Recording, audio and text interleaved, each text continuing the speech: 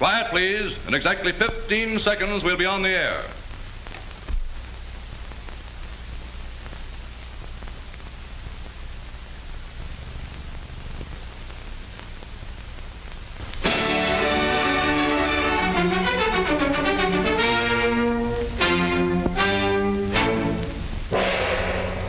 Rubinoff and his violin.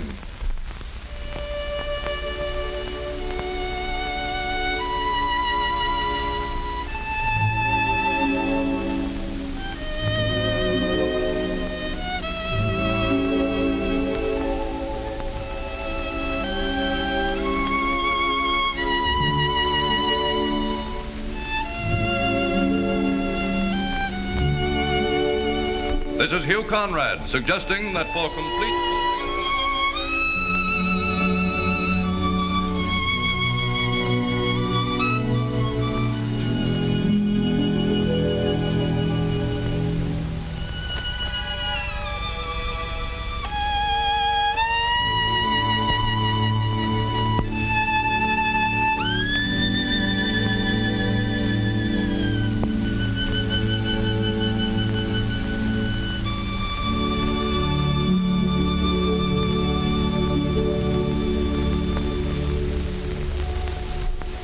Rubinoff and the orchestra carry on with the overture.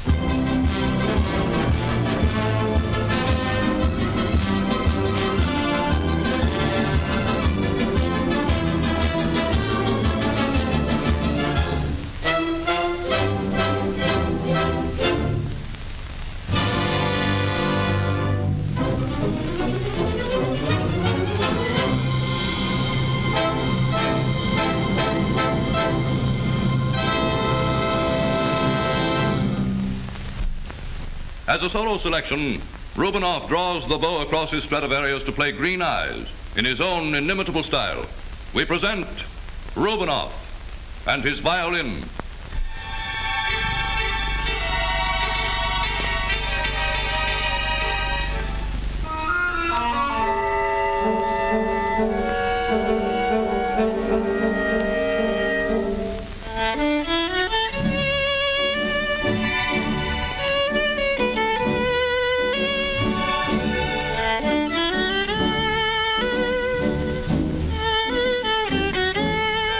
And so, we're on the air. Let's see how the broadcast gets from the studio to your home. Of course, you don't hear the real sounds over your home radio. What you hear is a translation of the sounds. Sound travels in waves. The picture of a sound wave, if we could see it, would look very much like this. These sound waves, made by the musical instruments, travel in all directions at once. Some of them are hitting that microphone and being picked up by it. The microphone is simply an electrical ear, the ear of the broadcast listeners. It picks up sound waves and converts them into electrical current. The operation of the microphone is very similar to the telephone in your home. Any sound, such as music or a voice, pushes this metal ribbon back and forth, causing a corresponding back and forth movement in an electrical current. When I say 1, the ribbon moves back and forth. Watch again. 1. This action of the ribbon sends an electrical current along the wire that leads from the microphone. If I say 1, 2, 3, 4, the ribbon dances back and forth a lot of times and sends a lot of different currents down the wire. All the electrical currents from all the microphones are controlled and sent out to the transmitting stations. These currents form what we call the audio wave. a wave you can hear. The audio wave still looks like this after it has been changed into electrical current. We want to make this wave stronger, so we amplify it here in the studio control room and again in the master control room. Each time we amplify it, the wave looks a little bigger, like this. Now this wave must travel over wires to the transmitting station hundreds and sometimes thousands of miles from the studio.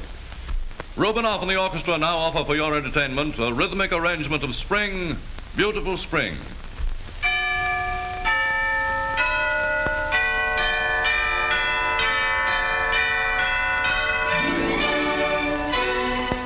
The audio wave coming over wires from the studio is amplified again immediately after it reaches the transmitter. But the trouble with this wave is that it can't carry itself anywhere. So we have to produce another wave that will travel long distances and carry the audio wave with it. The audio wave looks like small water waves. It will only go a short distance, getting weaker and weaker, and finally dying out. In water, little waves can travel a long way if they hitch a ride on a larger wave. So for radio, we make a larger, more powerful wave to carry the little waves. This carrier wave is made by what we call the oscillator.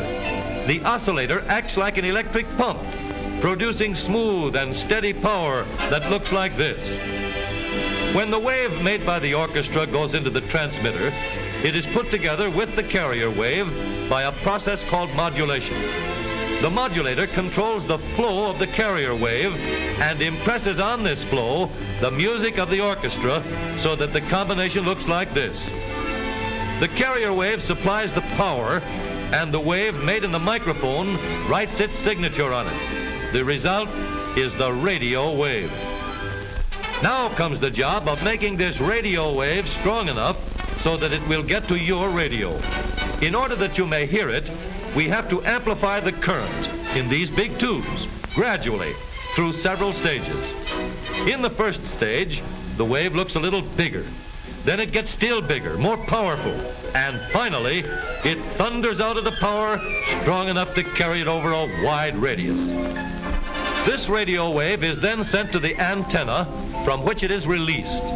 It leaves the antenna as vibrations and travels in all directions with the speed of light.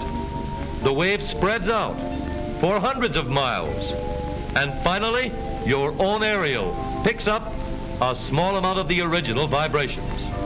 Radio waves from many programs are being picked up by your radio all the time. You can select any one you wish by merely tuning in your set to receive the same number of vibrations as a particular station is broadcasting. The radio wave is picked up by the aerial on your car and is carried into the radio set.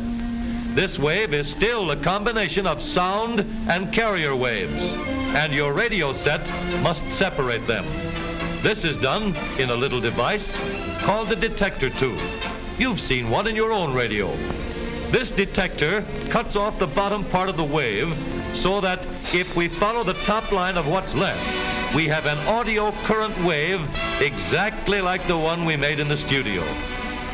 Then the other tubes amplify this current, and as it reaches your loudspeaker, it moves the diaphragm back and forth and is translated into a very good likeness of the sounds you would hear in the studio. Listen. You are invited to listen to this program at this same time next week, when we will again present Rubinoff and his violin.